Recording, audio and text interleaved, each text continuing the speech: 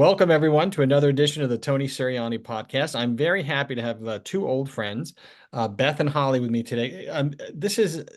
We knew each other 30 years ago or so in the World Trade Center, right? Which was kind of a weird situation with the bombing, the old first bombing, if you remember.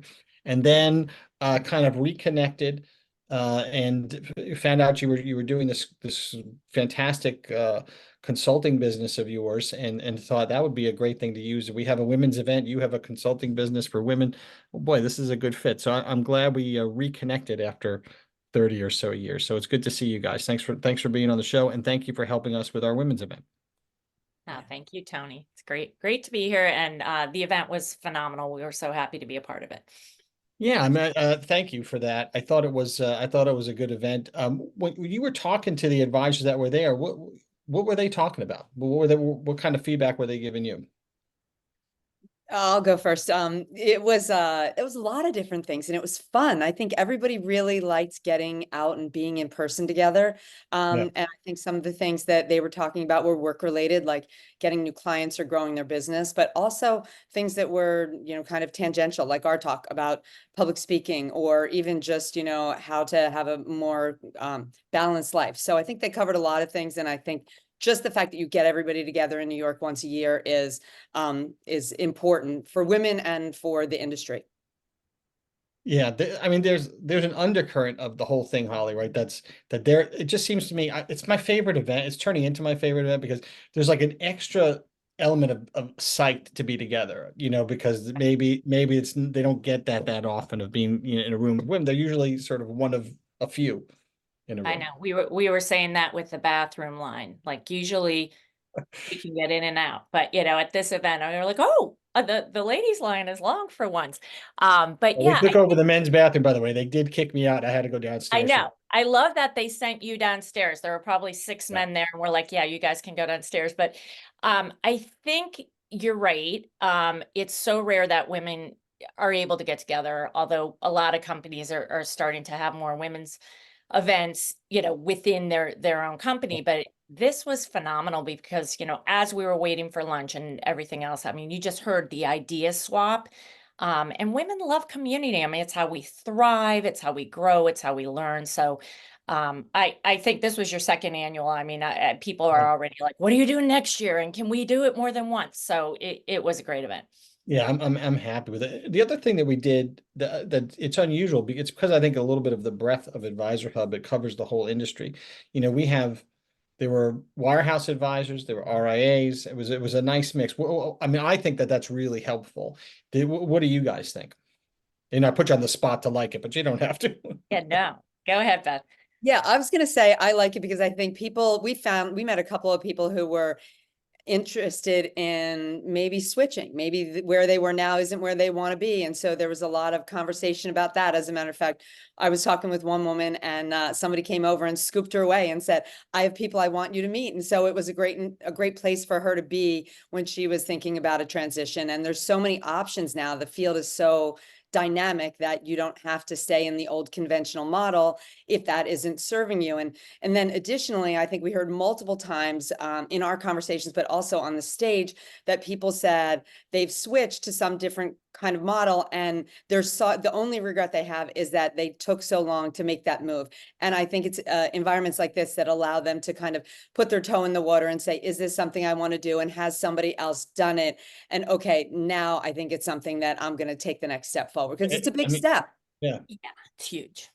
And I'll add to that in that, I think I always traditionally thought, oh, somebody's leaving a regional firm and going independent, but it's going both ways, right? Because a lot of people do want more support and they do want an infrastructure and they do like, that. But then so many of the women we would talk to say, I want to, do my own thing. I want to blaze my own trail. And I want to be able to, have my own business and treat it like my own business. So we saw both ways, which was really interesting.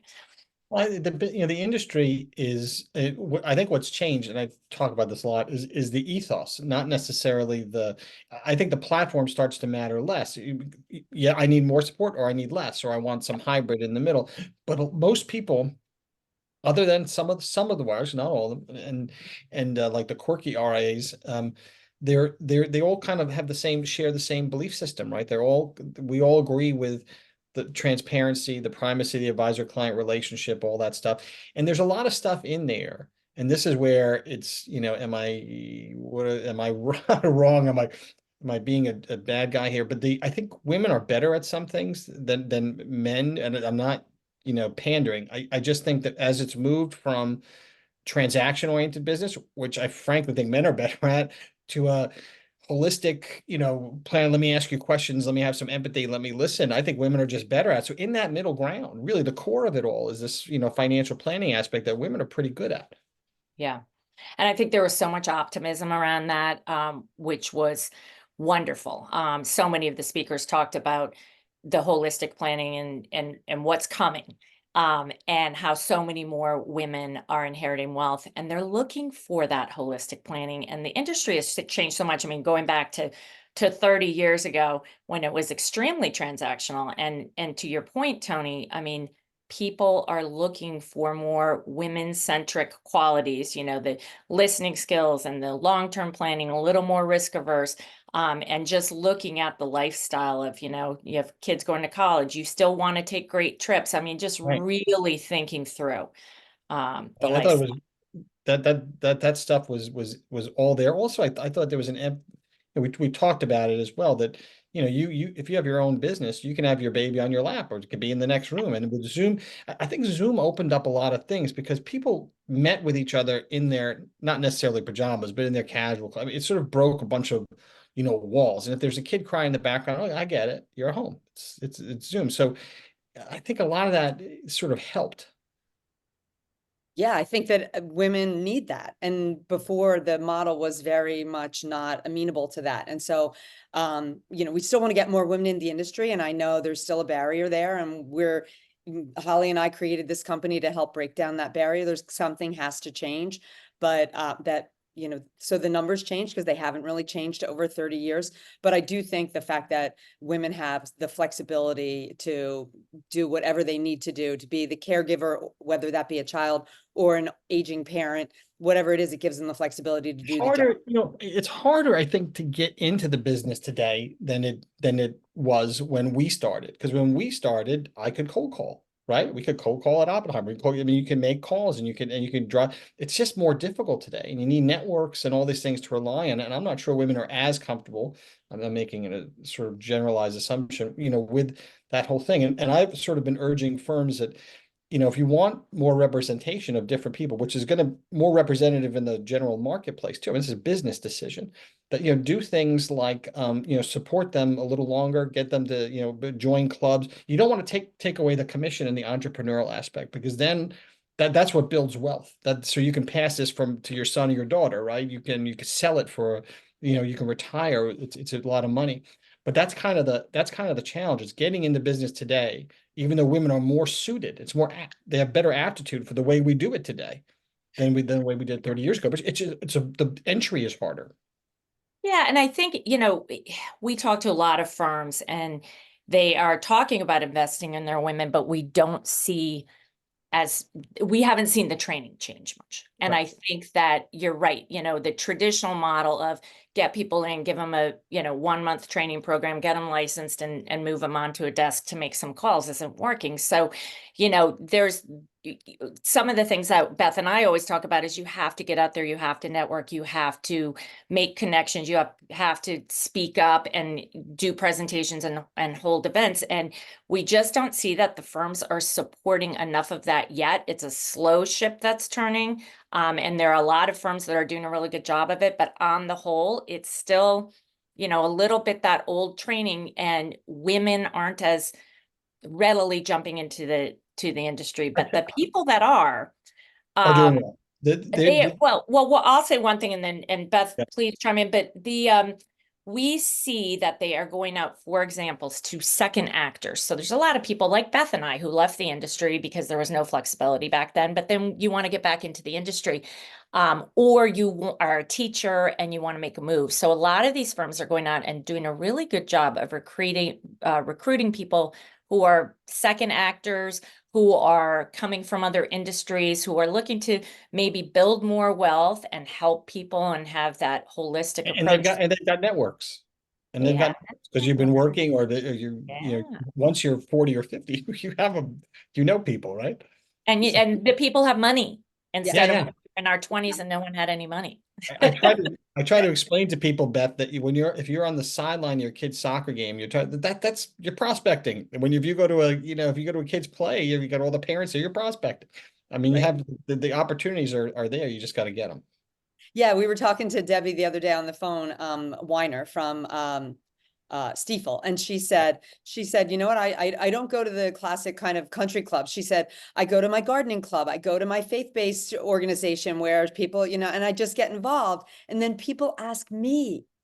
She Yeah. said, so it's an organic prospecting where I just know they're gonna, what do you do? Oh, and I can't remember what She her, Yeah, she's a fantastic example because the right? other thing that she does, and Stiefel does a good job. But let's talk about firms. They have a women's group that's really tight there, and they help drive the agenda at Stiefel. And Ron listens to them, and that's a good. She's a really good example, and she was at the event talking to other people from other firms about how do you set up a women's group at your firm, which is just a great thing. So I like that. And I like that idea of prospecting like that because that's obviously comfortable, right? And it's not intimidating. It's something you take the stuff you do anyway. Did you notice that? Well, you didn't because you weren't there, but we had an event. I think I told you the story, but it bears repeating that we had these multi-billion-dollar advisors. And they're mostly male, like 80 something percent male. And they were all talking about things they do for their firms like scotch tastings, golf tournaments, things like that. And so a woman came up, started talking about making her own tea and wellness classes. And the good producers were shocked, eye-opened, saying, I don't do anything. I don't even know what a wellness class, I don't do anything like this. There's no flower arranging. But they all knew they had to. So they all went up to this woman and they were literally saying, how can I get you on my team? Can you come join us? Because it's a competency they didn't have. Those are the smartest, guys around. They have big businesses. They see an opportunity. They know that they need to fix it. So that could be the opportunity for women is on these teams where you can come. The only thing I don't want to see is you join a team and then you're kind of the junior person on the team and you don't have the ability to monetize the business. That's my only drawback to that. But I think that that's a good way into the business. Yeah. Yeah, Yeah, and I you will. learn. Go ahead, Beth. No, I was just going to say back to your original question about the firms. Like I think Kristen Kimmel said it, Beth, when she said, I know you're talking about it. Now put the money behind it. Yeah. And so, I mean, I really, Holly and I have seen that where people say, yes, I care about it. And we believe you, right? We absolutely believe you, but show me where you put the dollars behind it to really say, I want to help these women be successful. They learn differently and they will grow within the industry differently than men. So the model that was set up however many years ago is not where they're going to thrive, but there is a model that where they will. Yeah. Yeah.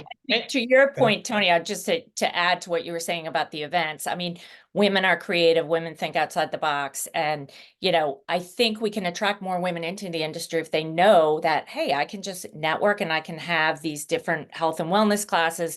And part of it can be financial wellness. And it's just an organic growth instead of this cold calling. Right. And we're not doing a good enough job about getting the word out that the industry has changed and the way of client acquisition has changed a lot. And there's got to be a way to, because I could see where if you go, my daughter just joined the industry. She's part of an all-woman firm, which is kind of great and fun, right? Female CEO, all that kind of good stuff. And they do stuff already differently. But I could see where if you came in and they were doing scotch tastings and golf tournaments and they were successful, that you wouldn't necessarily speak up or you feel funny. Hey, Right. I do a flower arranging course. Well, that's not going to do it. But the fact is, of course, it would do something. It would be fantastic for the rest of the clients who, don't like scotch and don't Right. want to. I mean, it just seems like a no-brainer to be able to. And I think the smart folks are seeing it. And I also heard a lot about having male mentors. So that was, and it's, by the way, it's a necessity in 80% male business. You're going to have, some mentors that are men. But I think that those folks are looking for good ideas. Your whole thing is speak up. You need to speak up because as a business opportunity, that seems like no brainer. Yeah, I mean, I think it goes back to the events. I mean, if you are afraid of getting up on a stage, a lot of women won't have an event because they're afraid of getting on a stage. So, you know, you have to face that fear and you have to do it once. And once you do it once, you're more comfortable, and you can do it with a group of people, get 4 or 5 speakers in and have 50 prospects and let them get to know you authentically, and they will turn into your clients. So the more that we can amplify our voices as women, the more we're going to change the industry and draw people like your daughter in. Just an aside with daughters, you know, my daughter majored in finance and she had like 5 people in her class that were women, you know, everybody else was a man. So if we can get out there and speak up and amplify our voices, I think we'll see a lot more college graduates gravitate into our field. Well, let's talk a little bit, Beth, about what your program was that you gave to the ladies at the event, and kind of what the follow-up's going to be, because I thought that it's obviously the good part in the conversation to mention it. Yeah, absolutely. I'll tell you what we did, and then maybe I'll leave it to Holly to tell you what we're doing going forward. First of all, I loved your platform this year, that it was 15-20 minute short spurts, and I heard, and I know Holly heard too, that everybody loved that format. It went super quick, and you know, no matter what it was, you got a glimpse of what was Nobody is interesting for 45 minutes. We better go. For me, I could do it, but Yeah. No one else. Yeah. So nice talking to you. So we love the format, and what we did in 15 minutes was encourage people to consider public speaking and why, you know, whether it is to grow your business or wield influence, or for, if nothing else, open doors. I mean, I think my piece of our conversation on the stage was really about the fear.